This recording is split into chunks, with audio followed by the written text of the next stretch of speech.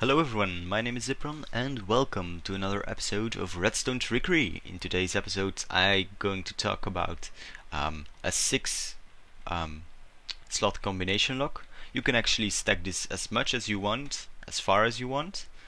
Someone asked me in the comments to do a quick tutorial about this, so yeah, that's what I do.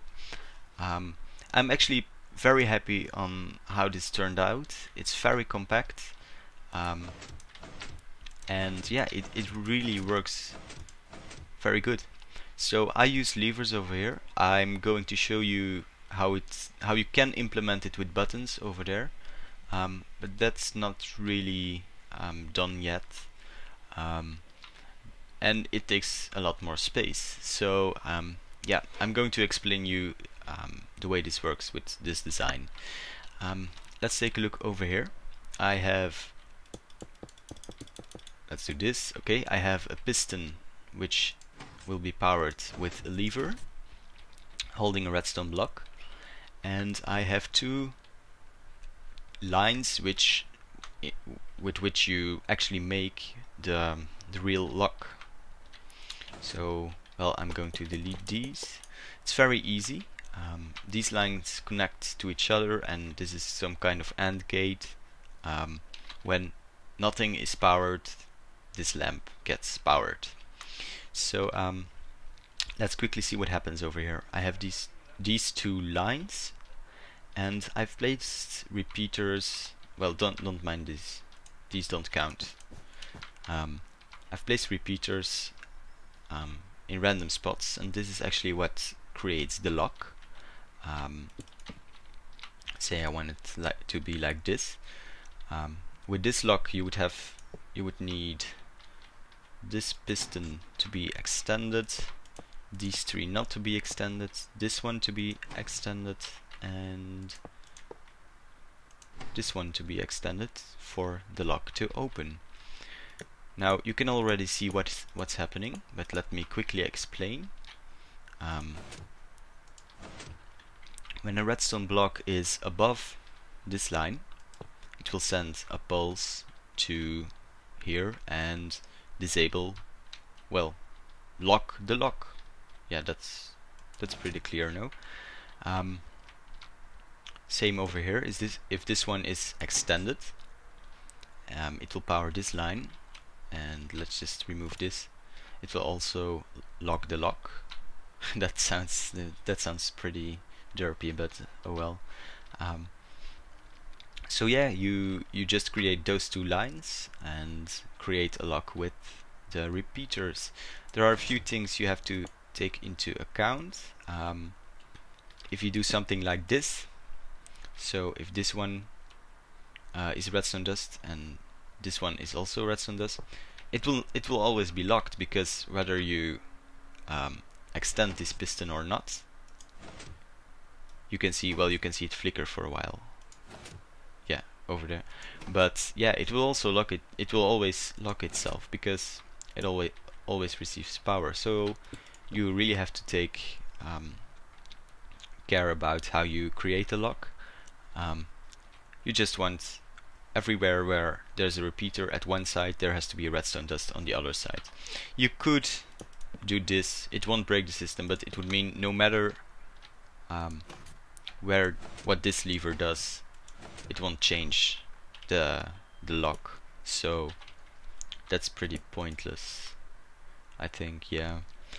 But yeah, okay, this works, and it's pretty compact. Let me quickly show you how to build two beside each other. I think it's also very cool that you can just stack them as far as you want, as long as you don't create a lock with 15 levers at the same position, because then the redstone signal didn't have to do this, will die. So okay, like this. You have the two lines. You want to add one more over here and place a repeater, so you're just sure the signal is always repeated correctly.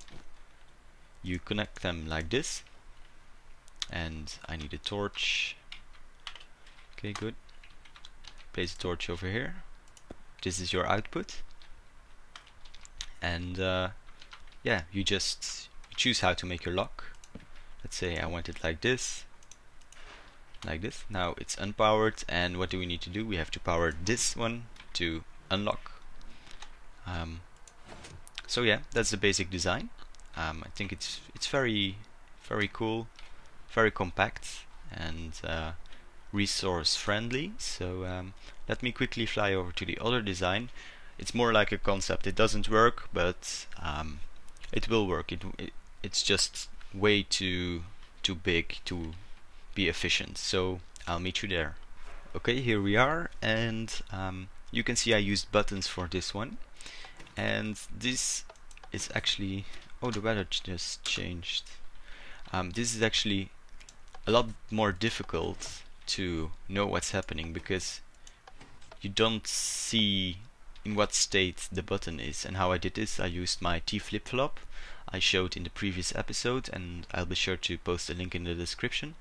Yeah, it's this.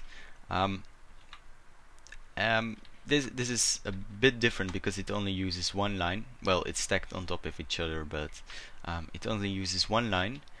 So you choose the lock by putting redstone blocks in certain spots. The issue with this one, however, you don't know what state the buttons are in. So it's just, you really have to guess. For example, I have to choose this one, choose this one, and the bottom two over here, and it's unlocked. However, yeah, it's totally random. Random for the user because he never knows what state the button is in. It's very difficult, and it's also difficult if you know the lock because yeah, you don't know. With the levers you can see, okay, this one is on, now it's off, but you don't see it over here.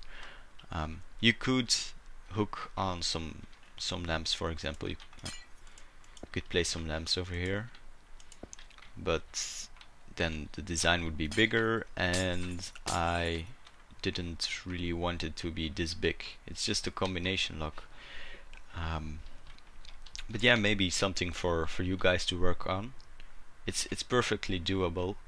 I wouldn't stack them on top of each other if you want to do some output lights, because then you would really have a huge wall with buttons, which isn't really that useful. But yeah, I thought it was a pretty cool idea also. Not going to use this one.